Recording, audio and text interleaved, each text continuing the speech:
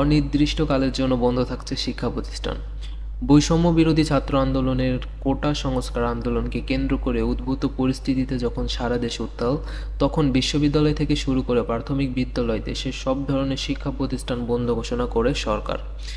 তবে রোববার 4ই আগস্ট প্রাথমিক বিদ্যালয় খোলার কথা থাকলেও সেই সিদ্ধান্ত থেকে সরে এসেছে সরকার। শনিবার গণমাধ্যমে পাঠানো প্রাথমিক ও গণশিক্ষা সচিব ফরিদ আহমেদ স্বাক্ষরিত এক বিজ্ঞপ্তিতে তথ্য জানিয়েছে। বিজ্ঞপ্তিতে বলা হয়েছে, দেশের সাম্প্রতিক পরিস্থিতি বিবেচনায় আগামীকাল রোববার খুলছে না প্রাথমিক বিদ্যালয়। পরবর্তীতে নির্দেশ না দেওয়া পর্যন্ত সরকারি প্রাথমিক বিদ্যালয় বন্ধ থাকবে।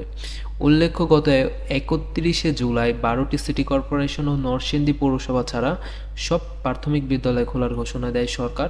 এর আগে কোটা সংস্কারের দাবিতে গড়ে ওঠা আন্দোলনের মধ্যে 16ই জুলাই সারা দেশে স্কুল, মাদ্রাসা, পলিটেকনিক সহ পাবলিক ও প্রাইভেট বিশ্ববিদ্যালয় অনির্দিষ্টকালের জন্য বন্ধ ঘোষণা করা হয়।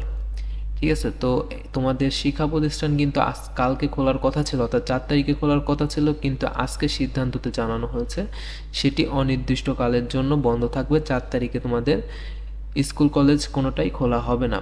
এবং যারা একাদশ শ্রেণীতে ভর্তি হওয়ার বিষয় নিয়ে কনফিউশন রয়েছে, তোমাদের কিন্তু একাদশ শ্রেণীতে ভর্তির যে সময়টা সেটা কিন্তু 5 আগস্ট পর্যন্ত কিন্তু বৃদ্ধি করা হয়েছে। ঠিক আছে, কিন্তু তোমাদের ক্লাস শুরু হওয়ার কথা ছিল 6 আগস্ট, কিন্তু এই নিয়ে কিন্তু এখনও কোনো তথ্য তারা প্রকাশ করেনি। ক্লাস কবে শুরু হবে এই নিয়ে এখনও তারা কোনো তথ্য কিন্তু প্রকাশ করেনি।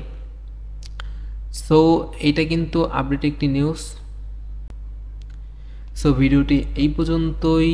পরবর্তী আপডেটগুলো পেতে অবশ্যই চ্যানেলটিকে সাবস্ক্রাইব করে রাখো। ভালো থাকো সবাই, আল্লাহ হাফেজ।